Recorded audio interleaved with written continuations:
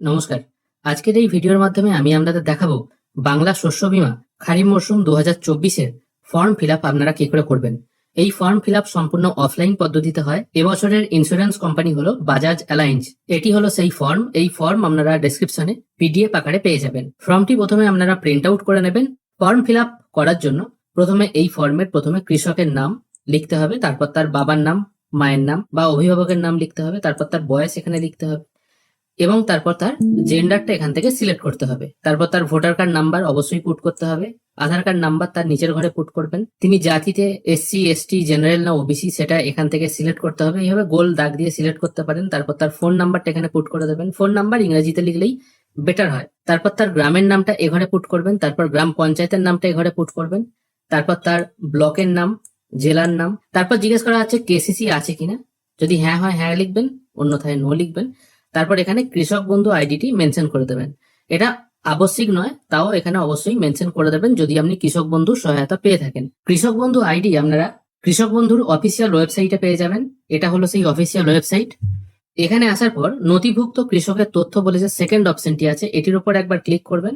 এখান থেকে যে কোনো একটা অপশন চুজ করবেন, মানে আপনার কেবি আইডি বার করার জন্য আধার কার্ড, ব্যাংকের বই, যেটা আপনার মনে আছে।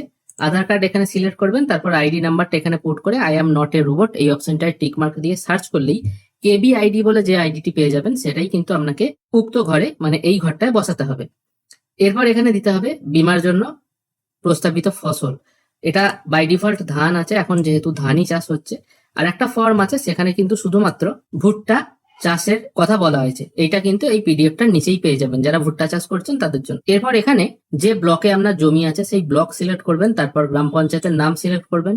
মৌজার নাম বা জেএল নাম্বার এখানে পুট করে দেবেন। তারপর আপনার খতিয়ান নাম্বারটা এখানে পুট করবেন। দাগ নাম্বার যদি অনেকগুলো হয়ে থাকে এই পরপর পরপর ছোট ছোট করে বসিয়ে দেবেন বা ম্যাক্সিমাম যতগুলো দিতে পারেন দিয়ে দেবেন। তারপর বীমার জন্য প্রস্তাবিত এলাকা মানে যতটা অংশে মানে যতটা পরিমাণ জমিতে আপনি ধান চাষ করেছেন সেটা ক্যালকুলেশন করে এ ঘরে পুট করে দেবেন। তারপর এখানে জিজ্ঞেস করা হচ্ছে নিজস্ব জমি না ভাগ চাষি না ভাড়া দেওয়া জমি, সেটা এখান থেকে আপনাকে মেনশন করতে হবে, মানে লিখতে হবে আর কি। আর কত তারিখে ফসল রোপণ করা হয়েছে সেই ডেটটা এখানে দিতে হবে। যদি অনেকগুলো মৌজায় জমি থাকে পরপর পরপর বসিয়ে দেবেন। অনেকগুলো খতিয়ান নাম্বার থাকলেও পরপর এইভাবে বসিয়ে দেবেন। এরপর এখানে পুট করতে হবে কৃষকের ব্যাংকের বিবরণ। যদি আপনার কেসিসি থাকে তাহলে সেই কেসিসি অনুযায়ী কৃষকের নাম, ব্যাংকের নাম, ব্রাঞ্চের নাম, অ্যাকাউন্ট নাম্বার, আইএফএসসি কোড এবং কি টাইপের অ্যাকাউন্ট। যদি কেসিসি হয় এখানে কেসিসি লিখবেন। যদি আপনার কেসিসি বা লোন না থাকে তাহলে সেভিংস অ্যাকাউন্ট এখানে দিতে পারেন, সেক্ষেত্রে এখানে সেভিংস দেবেন। এবার এখানে কি কি নথি জমা করতে হবে সেটা দেখে নিন। কেসিসি নথি হিসেবে ভোটার কার্ড, আধার কার্ড দুটোই জমা করতে হবে। পাসবইয়ের জেরক্স জমা করতে হবে, মানে ব্যাংকের পাসবই যেটা আছে। খতিয়ান নাম্বার বা পর্চা সাম্প্রতিকতম এটার একটা জেরক্স জমা দিতে হবে। যদি অনেকগুলো থাকে অনেকগুলোই দিতে হবে। এবার এটা 22 সাল থেকে চলছে, যাদের 22 সালের পর্চা আছে তারাও দিতে পারবেন, কারেন্ট করার দরকার নেই। 22, 23, 24 3 বছরের চলবে। আর শেষের যে অপশনটা বলা হয়েছে এটা কিন্তু না দিলেও চলবে, এটা কিন্তু এখন লাগছে না। তারপর এখানে কৃষকের সই দিতে হবে, মানে যিনি কৃষক, যদি না হয় তাহলে টিপ সই। আর এখানে যে কোনো একজন সাক্ষী সই দিয়ে দিলেই হবে, যে কোনো একজন, এটা কিন্তু কোনো বাধ্যবাধকতা নেই। এবং তারপর একদম শেষে প্রাপ্তি স্বীকার অংশে চলে আসছি। এখানে কৃষকের নাম, তার বাবার নাম বা অভিভাবকের নাম, তিনি কোন গ্রাম পঞ্চায়েত, কোন ব্লক, কোন জেলায়, কত তারিখে তিনি ফসল রোপণ করেছেন, তার ব্যাংকের ডিটেল, অ্যাকাউন্ট নাম্বার, এগুলো সব এখানে পুট করে দিতে হবে। জাস্ট এখানে লিখে দিতে হবে। এবার এই অংশটা, এই প্রাপ্তি স্বীকারের উপর থেকে অংশটা, এটা ওনারা কেটে ফেরত দিয়ে দেবেন। এখানে স্ট্যাম্প করবেন আর এখানে যিনি নিচ্ছেন জমা আর কি তার সই থাকবে। এটাই হলো আপনার প্রমাণপত্র। ওপরের অংশটা ওরা জমা নিয়ে নেবে আর নিচের অংশটা আপনাকে ফেরত দেওয়া হবে।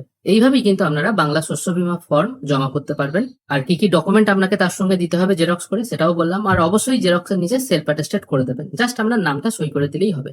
আশা করি আজকের এই ভিডিও আপনাদের ভালো লেগেছে। যদি ভালো লেগে থাকে অবশ্যই একটি লাইক করবেন। ভিডিও দেখার জন্য অসংখ্য ধন্যবাদ। ভালো থাকবেন।